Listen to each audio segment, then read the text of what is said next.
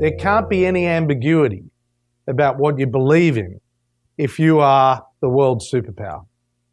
You just can't be inconsistent. You can't be doubtful. And that's what America has been over the last few months. So the transition and the nature of the transition really does matter. The fact that there is a very close dialogue between the current president and the incoming president is hugely important. It's reassuring for the American people. It should be reassuring for the world. Secondly, from an Asia perspective, America has to engage with Asia if it is going to be great. It has no choice. 2/3 of the world's economic growth is coming out of Asia. So it has to engage.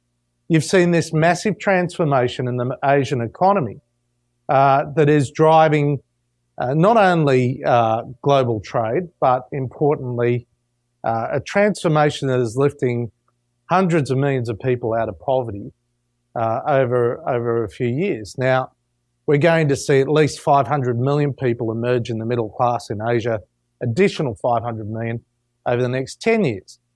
And what that means is consumption. So if you want American manufacturing to turn into American exports, to turn into consumption in Asia, you need to engage with Asia and trade with Asia. There is no choice, because the biggest consumer class in the history of humanity is going to appear in Asia over the next 15 years.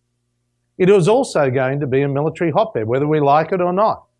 Half the world's submarines are going to be located in the Asia-Pacific region by the middle of this century. There is a military build-up in the Asian region, whether we like it or not. And the fact is, the United States has 150,000 young American men and women buried in the sand between Australia and North Asia. Now, I don't see America being great if it's going to abandon not only its history, but those that died fighting for the values that Asian countries want to share. So frankly, I share the optimism. It is because of necessity.